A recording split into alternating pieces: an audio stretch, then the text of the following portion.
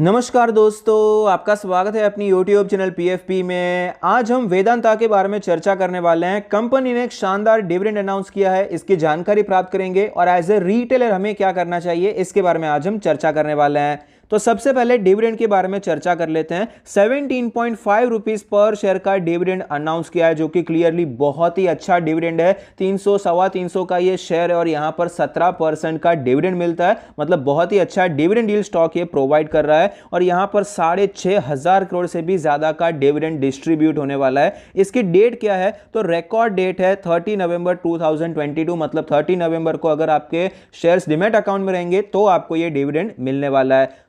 Company के financial trend के बारे में बात करें तो फिलहाल यहां पर फाइनेंशियल ट्रेंड हेल्दी नजर आता है। रेवेन्यू प्रॉफिट बढ़ता हुआ नजर आता है और 2022 में ऑल टाइम हाई रेवेन्यू और प्रॉफिट रिपोर्ट किया है, जो कि बहुत ही अच्छी बात है। रिटर्न रेशियोज 29% का ROE है, ROC भी 29% का है, ROA 9.5% का है। पिछले साल के मुकाबले बहुत ही अच्छा इंप्रूवमेंट है। लेवरेज रेशियो आप देख सकते हैं, डेट टू इक्विटी 0.81 है। पिछले साल के मुकाबले ये डिटोरिएट हुआ है, लेकिन इंटरेस्ट कवरेज रेशियो आपको बेटर होता हुआ नजर आता है। देखिए, डेट टू इक्विटी अगर 1 का रहता है, मतलब इक्विटी का जितना कंपोनेंट है उतना ही कंपोनेंट डेट का है। मैं प्रेफर करता हूं भाई 0.5 0.6 तक ठीक है, उससे ऊपर जाता है थोड़ा अलर्ट हो जाना चाहिए।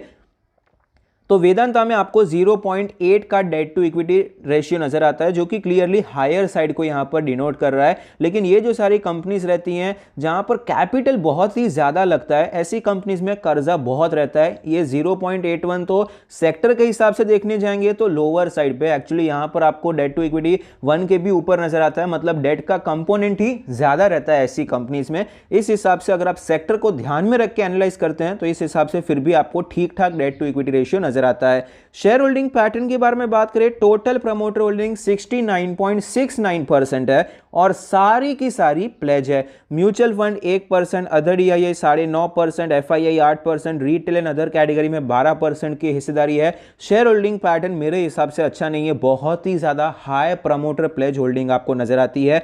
म्यूचुअल फंड के बारे में बात करें, स्टेक कम कर रहे हैं। अदर DIIs के बारे में बात करें, 4-5 क्वार्टर से स्टेबल है। FIIs के बारे में बात करें, स्टेक कम कर रहे हैं। रिटेलर्स बढ़ाते जा रहे हैं। शेयर होल्डिंग पैटर्न में आपको सिर्फ और सिर्फ नेगेटिव पॉइंट ही नजर आते हैं।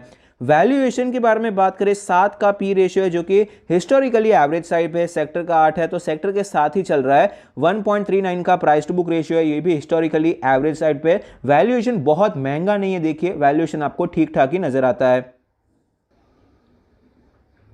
स्टॉक के चार्ट पर आप देख सकते हैं, स्टॉक में आपको यहां पर अच्छी खासी तेजी देखने को मिल रही थी, स्टॉक में गिरावट देखने को मिली। फिलहाल ये स्टॉक रिकवर हो रहा है, लेकिन अभी तक पूरा तरीके से रिकवर नहीं हो पाया है। स्टॉक अपने रेजिस्टेंस पर ही ट्रेड करता हुआ नजर आता है। फिलहाल ये अपने सारे मूविंग एवरेज के ऊपर है, अच्छी बात है। डेली RSI 56 का लेवल है। मोमेंटम थोड़ा सा स्लो जरूर हुआ है, लेकिन ओवरऑल अच्छा ही मोमेंटम चलता हुआ नजर आता है। यहां पर इंपॉर्टेंट लेवल्स निकालने की कोशिश करते हैं। रेजिस्टेंस 325 का लेवल निकल कर आता है और हमारा जो सपोर्ट नजर आता है 275 का हमें यहां पर इंपॉर्टेंट सपोर्ट नजर आता है। अगर डेली चार्ट पे देखने जाएंगे तो एक्चुअली 300 रुपए का लेवल काफी ज्यादा इंपॉर्टेंट सपोर्ट है शॉर्ट टर्म के लिए। अगर ये लेवल टूट जाता है तो हमारे लिए नीचे की स्पेस ओपन हो जाएगी और 280 की तरफ ये बढ़ता हुआ नजर आ सकता है। वीकली चार्ट पे चलते हैं तो वीकली चार्ट पे रेजिस्टेंस सेम है, सपोर्ट हमारा नीचे शिफ्ट हो जाएगा 275 के आसपास, 280 के आसपास हमें यहां पर सपोर्ट नजर आता है। मंथली चार्ट पे चलते हैं, मंथली चार्ट पे भी हमारा जो रेजिस्टेंस रहेगा सेम रहेगा। रीजन क्या है? क्योंकि यहां पर 2 महीने आपको गिरावट देखने को मिली,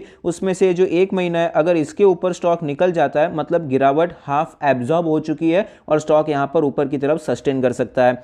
लोअर साइड पे यहां पर सपोर्ट के बारे में बात करें तो हमारा जो सपोर्ट नजर आता है अप्रोक्सीमेटली यही लेवल है 270 के आसपास, कोई ज्यादा डिफरेंस नहीं है। यहां पर अभी फिलहाल करना क्या चाहिए? देखिए, स्टॉक एक बहुत ही इंटरेस्टिंग लेवल पे ट्रेड कर रहा है। यहां पर 300 का लेवल अगर सस्टेन कर जाता है, क्योंकि ऑलरेडी 325 का जो रेजिस्टेंस है टेस्टेड है, तो यहां पर अगर ये सस्टेन कर जाता है, ब्रेकआउट होता है तो स्टॉक में बहुत अच्छा मोमेंटम देखने को मिल सकता है। लेकिन अभी उसके चांस थोड़े से कम नजर आते हैं। जा तो सकता है, देखिए कोई इश्यू नहीं है। देखिए, अगर स्टॉक को ऊपर जाना है, ये स्टॉक को जो न्यूज आई है डिविडेंड की उसके चलते स्टॉक में तेजी आती है, अलग बात है। लेकिन यहां पर डिविडेंड है 17-17.5 रुपए का है, तो वो एडजस्ट होगा रिकॉर्ड डेट को। 30 नवंबर को रिकॉर्ड डेट है, तो स्टॉक में आपको उतनी गिरावट देखने को मिलेगी। अगर स्टॉक यहीं पर सस्टेन करता है, मान लेते हैं कि स्टॉक में में 30 नवंबर तक कोई तेज़ी देखने को नहीं मिलती है तो सीधा ये 30 नवंबर को तो 17 रुपये नीचे ही खुलने वाला है, गिरावट ही देखने को मिलने वाली है। तो ये एक कंडीशन हो सकती है, इसके ऊपर जाता है खरीदारी कर सकते हैं, 350 का टारगेट ले सकते हैं, लेकिन वो 17 रुपये गिरने ही वाला है 30 नवंबर को, ये हमें ध्यान में रखना है। अगर यहाँ पर ये फिलहाल ब्रेकआउट नहीं होता है 30 नवंबर के पहले और स्टॉक आपको इसी रेंज में ट्रेड करता हुआ नजर आता है या फिर 325 के नीचे रहता है, दो कंडीशन हम डिस्कस करते हैं। अगर ये 30 नवंबर के पहले 325 के ऊपर जाता है, छोटी सी क्वांटिटी में स्विंग ट्रेड ले सकते हैं, लेकिन अगर ऐसा नहीं होता है, 325 के नीचे रहता है, तो यहाँ पर 17 रुपये का जो एडजस्टमेंट होगा स्टॉक में गिरावट देखने को मिलेगी। ये ट्रेंड लाइन आपको यहाँ पर नजर आती है। इस हिसाब से देखिए स्टॉक में यहाँ पर एट लास्ट 270 का लेवल बहुत इंपॉर्टेंट रहने वाला है। यहाँ से आपको पता चल जाएगा कि ये ट्रेंड लाइन को किस हिसाब से रिस्पेक्ट कर रहा है। अगर ये स्टॉक यहाँ पर बाय चांस गिर भी जाता है, इस प्रकार से नीचे आ रहा है या फिर वापस आपको ये सस्टेन करके ऊपर जाता हुआ नजर आएगा, 270 का लेवल हमारे लिए बहुत ही इंपॉर्टेंट रहने वाला है।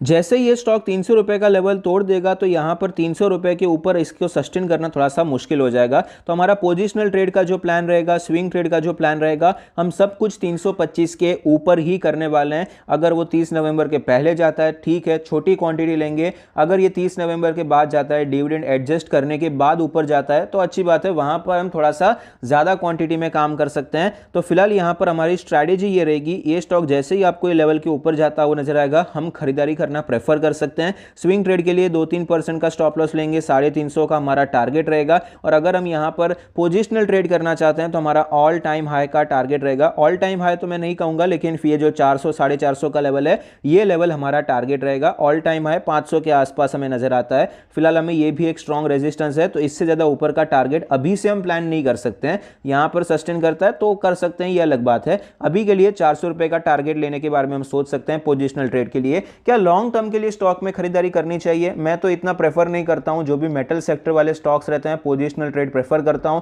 स्टॉप लॉस के साथ ही काम करना मैं प्रेफर करता हूं, क्योंकि ये साइक्लिकल नेचर वाले स्टॉक्स हैं। और ये डिविडेंड के चलते क्या स्टॉक में खरीदारी करनी चाहिए? मेरे हिसाब से तो नहीं करनी चाहिए। डिविडेंड देखिए एडजस्ट हो जाने वाला है, वैसे भी ऐसा नहीं है कि स्टॉक वहीं का वहीं रहेगा। 17 रुपए आपको मिलने वाले हैं, 17 रुपए मिलेंगे, बैंक अकाउंट में आएंगे, उससे पहले स्टॉक मार्केट में एडजस्ट हो ही जाने वाला है वो प्राइस। इसीलिए डिविडेंड के लिए या फिर कोई भी कॉर्पोरेट एक्शन के लिए कभी भी स्टॉक में हमें खरीदारी नहीं करनी चाहिए।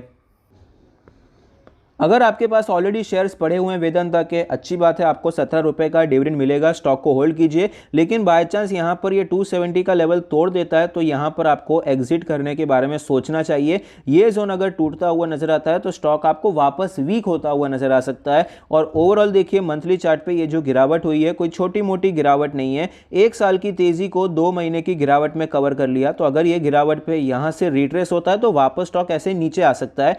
सस्टेन कर जाता है 270 को तो वापस ये ऊपर जा सकता है। तो 270 पे पूरा खेल है। जिन्होंने ऑलरेडी खरीद के भी रखा है, इसके नीचे एग्जिट करना प्रेफर करना चाहिए। आई होप आपको वीडियो पसंद आता है, कुछ सीखने को मिलता है। Thank you, stay happy, happy investing.